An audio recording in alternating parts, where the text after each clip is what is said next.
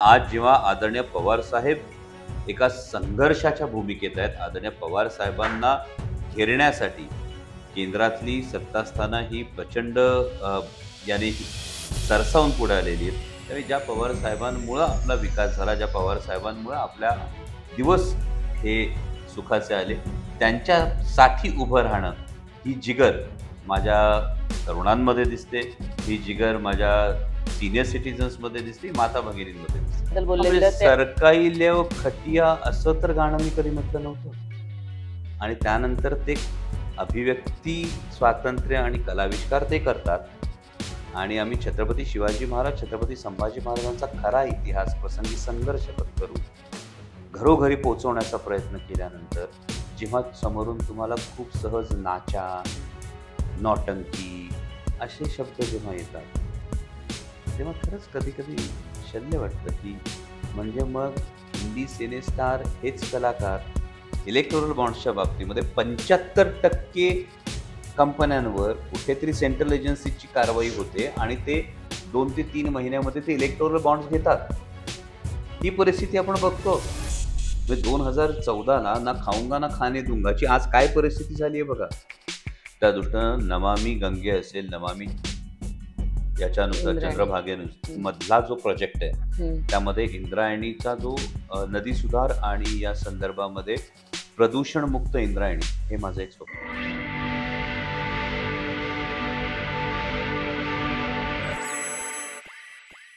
एक यशस्वी डॉक्टर, अतिशय लोकांच्या हृदयापर्यंत पोहोचू शकणारा छत्रपती शिवाजी महाराज आणि छत्रपती संभाजी महाराजांची भूमिका निभावताना असलेला एक अभिनेता आणि राजकारणामध्ये आल्यानंतर शिरूर लोकसभा मतदारसंघाचं अतिशय ताकदीने संसदेत नेतृत्व करणारा, प्रतिनिधित्व करणारा एक लोकप्रतिनिधी म्हणून डॉक्टर अमोल कोल्हे यांचं नाव निश्चितच घेतलं जातं.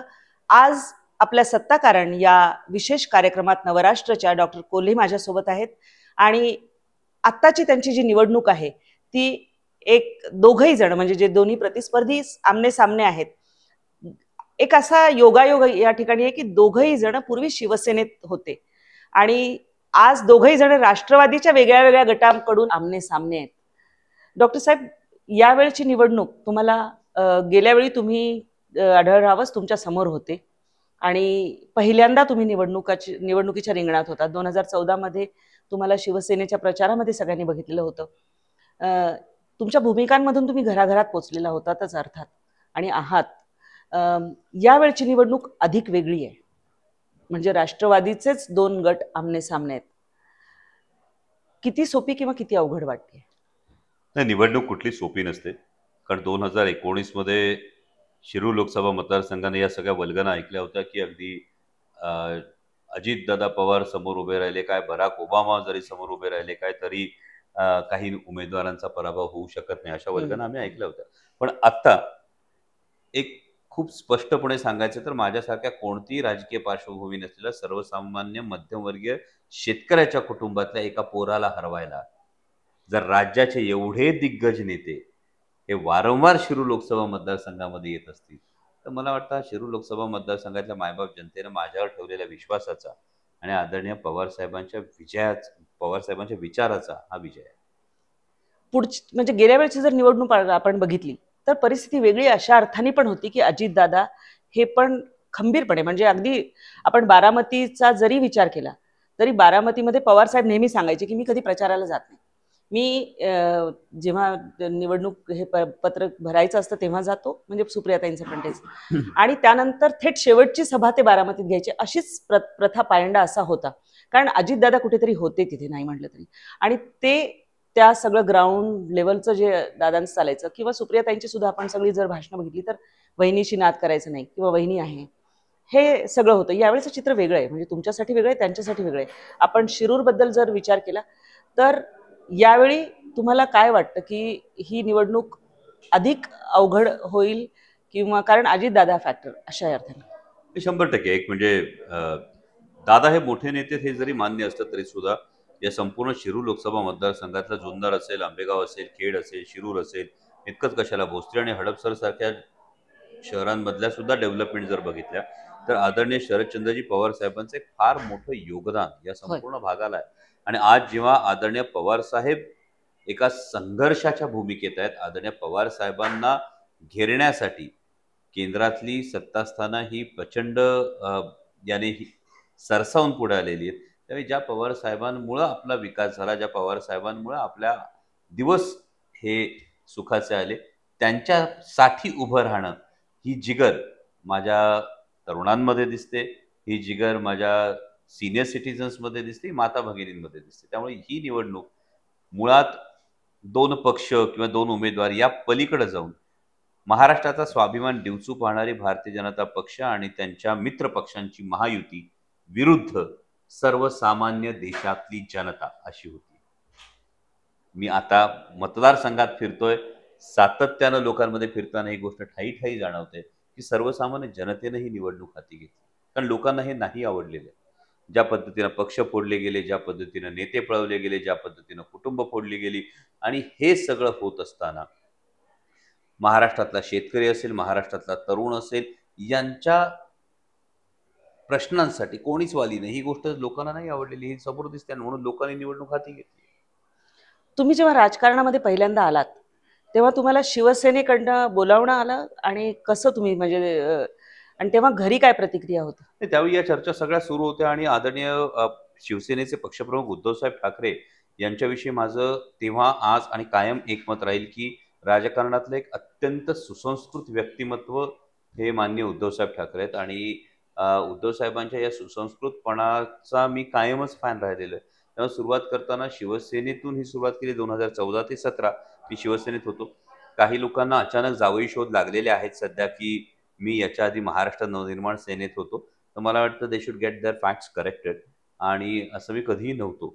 आणि 2017 नंतर छत्रपती संभाजी महाराजांचा इतिहास 157 देशांमध्ये पोहोचवणं एक फार मोठी जबाबदारी होय. होती. आणि त्यामुळे मी संपूर्ण राजकीय क्षितिजावरून बाजूला झालो आणि मी पूर्ण वेळ छत्रपती संभाजी महाराजांची मालिका आणि तो इतिहास पोहोचवण्यामध्ये दिला होता. आणि घरून मात्र विरोध असा कधीच झाला नाही. माझ्या वडिलांचं एक फार सोपं वाक्य होतं, ते मी कायम पाळतो.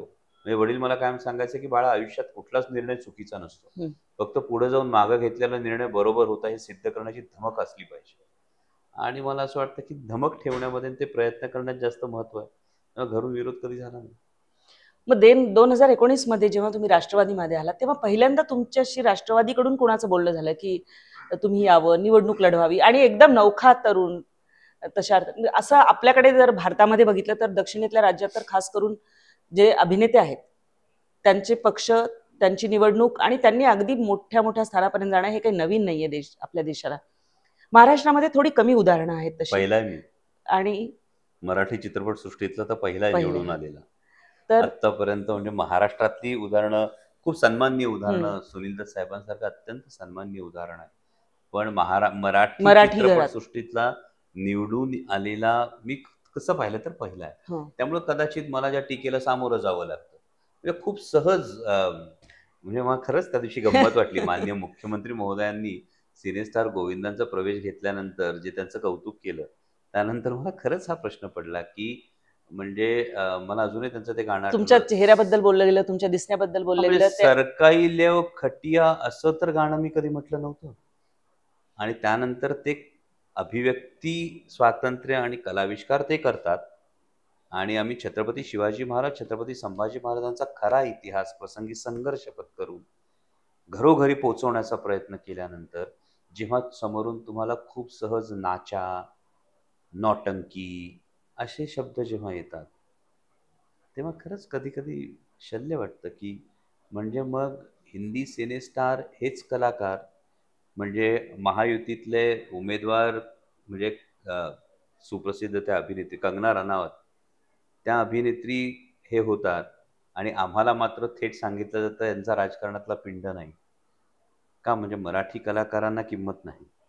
एक. दुसरं, कोणी काय भूमिका केल्यात हे बघितलं तर छत्रपती शिवाजी महाराज आणि छत्रपती संभाजी महाराज केवळ कलाकार करून थांबलो नाही, तर भूमिका सुद्धा मांडल्या ना. म्हणजे जेव्हा अजितदादांवर सगळ्यांनी टीका करत होते आणि भारतीय जनता पक्षाचे लोक दादांच्या प्रतिमेला जोडे मारत होते, स्वराज्य रक्षक की धर्मवीर या मुद्द्यावरून, केवळ भूमिका करून थांबलो नाही, त्याचं स्पष्टीकरण पण दिलं ना त्यावेळी. दादांची पाठराखण मी केली होती. सो त्यावेळी हे वैषम्य वाटतं, की छत्रपती शिवाजी महाराज, छत्रपती संभाजी महाराज 157 देशांमध्ये पोहोचवल्यानंतर सुद्धा कोणाला तरी आपल्याला नाचा म्हणावंसं वाटतं मला वाटतं, किंवा नौटंकी म्हणावंसं वाटतं, किंवा हां, ते काय कलाकार आहेत असं हिणवावंसं वाटतं.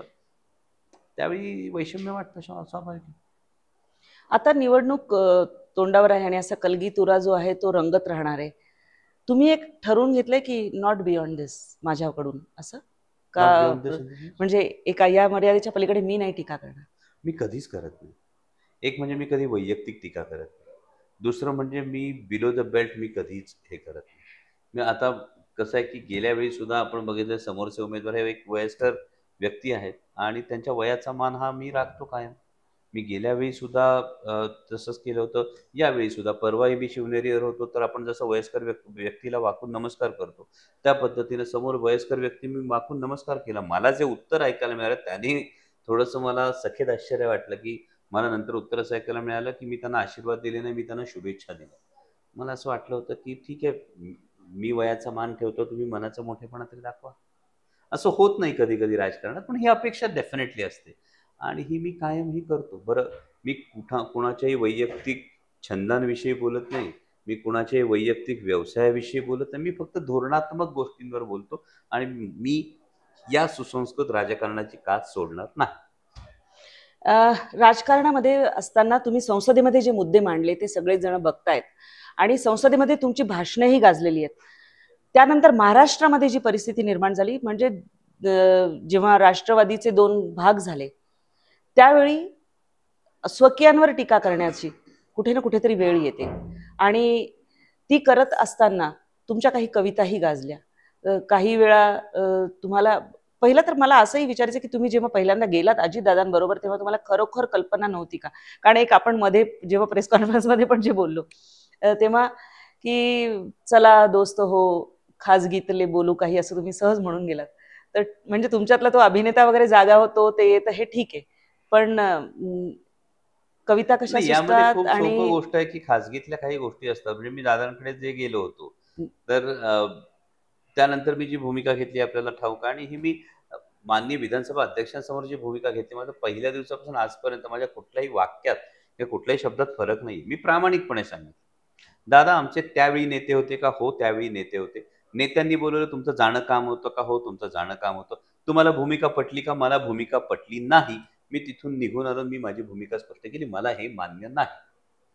याचं खूप साधं उदाहरण होतं, की मान खाली घालून शरण जाणाऱ्यांच्या यादीत तुम्हाला बसायचं आहे, की आपल्या मातीसाठी आणि आपल्या माणसांसाठी लढणाऱ्यांच्या यादीत तुम्हाला उभं राहायचं आहे. जर मी छत्रपती शिवाजी महाराज, छत्रपती संभाजी महाराजांचा इतिहास सांगतो, तर मान खाली घालून शरण जाणाऱ्यांच्या यादीत स्वार्थासाठी जाऊन बसणं हे मला मान्य नव्हतं. माझ्या मातीसाठी, माझ्या माणसांसाठी, माझ्या तत्वांसाठी, महाराष्ट्राच्या स्वाभिमानासाठी लढणं हा माझा पर्याय होता. तो मी निवडला. तुम्ही आणखी एक नेहमी सांगता की माझ्या कोणी काकानी बोट धरून आणलं नाही. मग तसं असंही होतं की मुलीलाही बोट धरून आणतातच ना. म्हणजे परिवारवाद हा एक जो भाग आहे तो आहेच मी राजकारणामध्ये. तो कुणाच्या घराविषयी नाही बोललो. माझ्याविषयी जेव्हा हो, सांगितलं गेलं ना, की तुम्हाला अमोल त्या कोल्हेचा अर्थी अगदी अमोल कोल्हेचा राजकारणाचा पिंड नाही, असा जेव्हा कोण माझ्यावर स्टॅम्प मारायला येतो ना, तेव्हा तर मला त्याला उत्तर देणं गरजेचं असतं. इतरांनी काय केलं हे मला बघण्याचं काहीच गरज नाही. माझं खूप सोपं म्हणणं आहे, की जे कोणी म्हणतं अमोल कोल्हेचा राजकारणाचा पिंड नाही, त्यांनी आत्मपरीक्षण केलं तर त्यांना याचं उत्तर मिळेल. त्यांनी काय क्वालिफिकेशन दिलं याचं? जे मी म्हणालो, की मी MBBS, हो, मी 97.33% घेतले PCBमध्ये. मी टॉप मोस्ट मेडिकल कॉलेजमध्ये गेलो. मी तिथून डिस्टिंक्शननी पास झालो. तेव्हा मला डिग्री मिळाली. माझे काका डॉक्टर आहेत म्हणून नाही डिग्री मिळाली. मी अगदी मुंबईच्या फुटपाथवर बसून साई भजनांचे कार्यक्रम केले. मी 16,000 देखणीसारख्या लावण्यांचं अँकरिंग केलं. मी महाराष्ट्रभर नाटकाचे प्रयोग केले. त्यानंतर मी 87 लोकांबरोबर ऑडिशन दिली. त्यानंतर राजा शिवछत्रपती मालिका मिळाली आणि त्यानंतर लोकांनी स्वीकारलं म्हणून मला ती भूमिका मिळाली. म्हणजे माझे काका कोणी भूमिका करत होते म्हणून मला बोलवलं नाही, हां बाळा तू पण ये आणि तू पण बस. नाही झालं ना. ही वस्तुस्थिती मांडली. मग जे कोणी मला असं स्टॅम्प मारू इच्छितं त्यांच्यासाठीचं माझं उत्तर आहे, की हो, मी माझ्या कर्तृत्वाने केल्यात गोष्टी आणि त्याचा मला अभिमान आहे आणि असलाच पाहिजे. गेल्या वेळच्या तुमच्या विजयानंतर मी स्वतःच तुमची एक मुलाखत घेतली होती. तेव्हा तुम्ही म्हणाला होतात की पार्थ हरले याचं दुःख झालं. आणि आता परिस्थिती अशी होते की असं दुसऱ्यावरती हे ठेवणं, की जेव्हा मी आता बारामतीतलं पण जेव्हा सगळं बघते, तर दुसऱ्यानी घर फोडलं असं जेव्हा आपण कधीतरी म्हणत असतो सारखं, तेव्हा कुठेतरी हे पण असतं की आपला मुलगा आपल्या घरात संतुष्ट नाहीये, हा पण काहीतरी भाग असूच शकतो त्याच्यामध्ये. म्हणजे माझी मुलाखत आहे की पवार साहेबांची भूमिका मी सांगायची? आपण याआधी जेव्हा मुलाखत घेतली मी तेव्हा आपण उलट बोलत मी होतो एक्झॅक्टली नेमकं. ते म्हणालो की यामध्ये त्यासाठीच ही भूमिका होय आहे की गेल्या वेळची जी होय परिस्थिती होती, ही गेल्या वेळची परिस्थिती आम्ही एक युनिट म्हणून समोर जात हो होतो. राष्ट्रवादी काँग्रेस पक्षामध्ये ज्या गोष्टी घडल्या, जेव्हा आपण म्हणतो कोणीतरी घर फोडलं, मग तुम्ही जे उदाहरण दिलं की आपला मुलगा घरात सुखी नाही का? मुलाने असं कधी विधान केलंय का? मुलाला जेव्हा प्रत्येक वेळी मानाचं पान मिळालं, मुलाला प्रत्येक वेळी ही मऊ गादी मिळाली, तेव्हा मुलाने सांगितलं की जी मऊ गादी दिली ती मला टोचतीये. तर कळलं असतं ना घरच्यांना, की मुलगा सुखी नाही. पण 27 जूनला माननीय पंतप्रधान एक विधान करतात आणि 2 जुलैला भूमिका घेतली जाते. यामध्ये हे कुठंतरी दडपण आहे की नाही? या प्रश्नाची उत्तरं तर शोधावीच लागतील. असा कुठला साक्षात्कार झाला याच्यानं? की 27 जूनला एक गोष्ट घडली आणि त्यानंतर 2 जुलैला भूमिका बदलली. तर मला वाटतं या सगळ्या गोष्टींना बरं हे वैयक्तिक कोणाही विषय नाही. हे संपूर्ण देशातच हे चित्र दिसतंय. आणि हे चित्र संपूर्ण देशात दिसत असताना अगदी साधं उदाहरण तुम्ही इलेक्टोरल बॉन्ड्सचं घ्या ना. इलेक्टोरल बॉन्ड्सच्या बाबतीमध्ये 75% कंपन्यांवर कुठेतरी सेंट्रल एजन्सीची कारवाई होते आणि ते 2 ते 3 महिन्यामध्ये ते इलेक्टोरल बॉन्ड्स घेतात. ही परिस्थिती आपण बघतो. म्हणजे 2014ला ना खाऊंगा ना खाने दूंगाची आज काय परिस्थिती झाली आहे बघा. 2014ला स्विस बँकेतला जो काळा पैसा येणार होता, तिथून प्रवास करत आपण 2024ला सुप्रीम कोर्टाला स्टेट बँकेला फटकारावं लागतं, की नीट डेटा द्या म्हणून. हा जो सगळं स्थित्यंतर आहे, यामध्ये डेफिनेटली मागे माननीय मुख्यमंत्री महोदयांचा पब्लिक डोमेनमधला इंटरव्ह्यू आहे, की आपल्या पाठीमागे अदृश्य शक्ती आहे. मग आपोआप घर फुटलं, की कोणीतरी फोडलं. मला वाटतं हा कदाचित रेफरन्स त्या अदृश्य शक्तीकडे असेल. बऱ्याच अदृश्य शक्ती महाराष्ट्राच्या राजकारणात कुठे कुठे कुठे कुठे काम करतायत. तो अर्थात आजचा विषय नाहीये. तुम्ही एक अभिनेता आहात, त्याचबरोबर काही काही तुमच्या बद्दलच्या रंजक गोष्टी ज्या आहेत त्यामध्ये तुमच्याकडे 150च्या जवळपास तलवारी आहेत असं मी ऐकलंय. ते खरं आहे का? आणि त्या कशा, नाही तो खरं आहे. संग्रह कसा हे झाला? नाही त्या होत्या. हं. खरं तर राजा शिवछत्रपती आणि त्यानंतर छत्रपती संभाजी महाराजांचा इतिहास पोहोचवणं हे माझं वेड होतं. आणि महाराष्ट्रातला जवळपास एकही तालुका नसेल जिथे मी छत्रपती संभाजी महाराजांच्या नाटकाचा प्रयोग केला नाही. कारण हा इतिहास पोचणं गरजेचं होतं आणि मी पोटतिडकीनं प्रत्येक वेळी हा प्रयोग करायचा. माझी एकच इच्छा असायची, की समोर बसलेल्या प्रेक्षकांमध्ये, समोर बसलेल्या युवकांमधली किमान 10 तरी पोरं नंतर यांनी छत्रपती संभाजी महाराज वाचले पाहिजे. म्हणजे हे स्वराज्य रक्षक संभाजी मालिका सुरू होण्याच्या आधीची ही स्टेज आहे. बरं. आणि मग त्यावेळी जिथे प्रयोगाला जायचो तिथे जो सत्कार असायचा त्यावेळी नक्कीच ती तलवार दिली जायची. कारण तुम्ही अगदी पुण्यातल्या मुंबईतल्या जे जिरेटोप हे करतात, होय. या फेटेवाल्यांना विचारलं आणि तुम्ही सांगितलं की अमोल कोल्हेंचा सत्कार करायचा, जिरेटोप द्या, तर तो जिरेटोपवाला तुम्हाला सांगेल की अमोल कोल्हे गेटअपमध्ये नसताना जिरेटोप डोक्यावर घालत नाही. हं. त्यामुळे तुम्ही जिरेटोप नेला तरी ते लांबून नमस्कार करतात जिरेटोपाला आणि ते सांगतात गेटअप नसताना गळ्यात घालत, म्हणजे डोक्यावर घालत नाही, गळ्यात कवड्यांची माळ घालत नाही. हे जे तत्व पाळलं त्यानंतर मग सत्कारासाठी काय म्हणून तलवार यायची आणि मग तसं ते कलेक्शन वाढत गेलं. पण मग या सगळ्या मित्रांना देत देत देत देत आता मला वाटतं मोजक्या 2-3 तलवारी असतील ना. शिरूर लोकसभा मतदारसंघासाठीचे तुमचं प्राधान्यक्रम काय आहेत? कारण 3 टर्ममध्ये आधीच्या खासदारांनी काही काम केलं नाही असं कुठेतरी तुम्हाला सातत्याने सांगता. तेव्हा आता तुमचे प्राधान्यक्रम काय आहेत आणि कुठले ते प्रकल्प आहेत जे आलेले आहेत? 2004 ते 2019 एकही मोठा प्रोजेक्ट हा शिरूर लोकसभा मतदारसंघामध्ये आलेला नाही. हे मी सांगण्याची गरज नाही, ही वस्तुस्थिती. यामध्ये कुठेही कुणीही क्रेडिट घेण्याचा प्रयत्न केला तर मला असं वाटतं की हा सूर्य हा जयद्रथ असावं. आणि त्या पद्धतीने आज 19,500 कोटी रुपयांचा नॅशनल हायवेचा प्रोजेक्ट जे सुरत एलिव्हेटेड कॉरिडॉर्स ते प्राधान्याने पूर्ण करणं याला माझं प्राधान्य आहे. त्याचबरोबरीनं इंद्रायणी मेडिसिटी सारखा एक अत्यंत महत्वाकांक्षी प्रकल्प आहे, 26 super speciality hospitals in one campus, हा करण्याचा प्राधान्य असेल.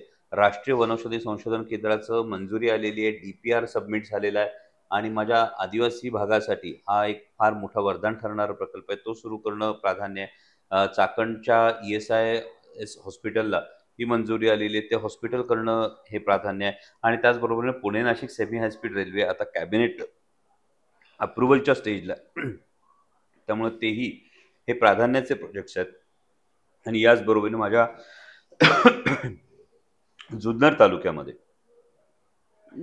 GMRT मुळे MIDC होत नाही, त्यामुळे तिथे रोजगाराच्या दृष्टीनं मोठं IT हब आणणं हे एक स्वप्न आहे.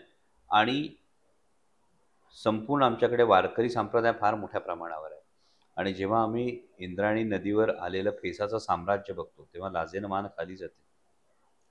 त्या दृष्टीनं नमामि गंगे असेल, नमामि याच्यानुसार चंद्रभागेनुसार मधला जो प्रोजेक्ट आहे त्यामध्ये इंद्रायणीचा जो नदी सुधार आणि या संदर्भामध्ये प्रदूषण मुक्त इंद्रायणी हे माझं एक स्वप्न आहे. आता तुम्ही जेव्हा मतदार संघामध्ये जाताय, फिरताय, लोकांमध्ये फिरताय, तेव्हा तुमचं स्वतःचं कुठली गोष्ट, कुठले ठळक मुद्दे घेऊन जाताय?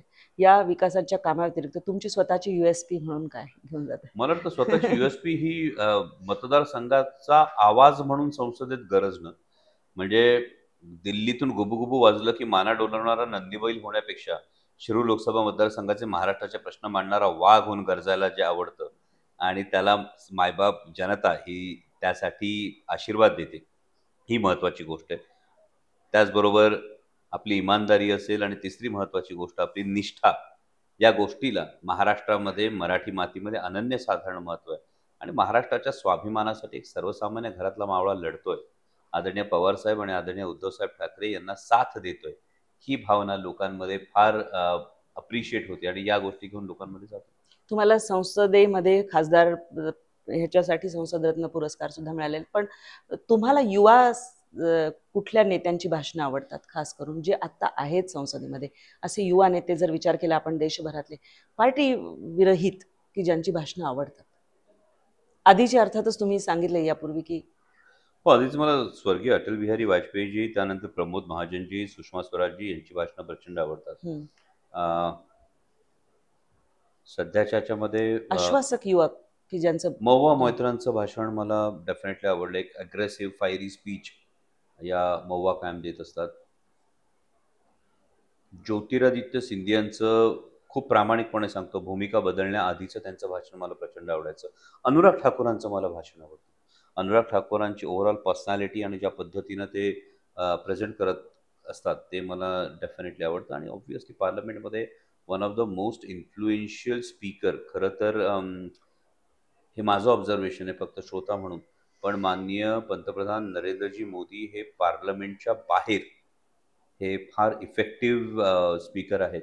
पण संसदेच्या फ्लोअरवर माननीय मोदीजींचं भाषण मला त्या मानाने तेवढं अपील नाही झालं. पण सरप्रायझिंगली पार्लमेंटमध्ये आवर्जून मी ज्यांचं भाषण ऐकतो ते नाव ऐकून कदाचित तुम्हाला आश्चर्य वाटेल, पण माननीय गृहमंत्री अमित भाई शाह, म्हणजे ऐकण्यासारखं पार्लमेंटच्या फ्लोअरवरचं स्पीच असतं ते ऐकावं.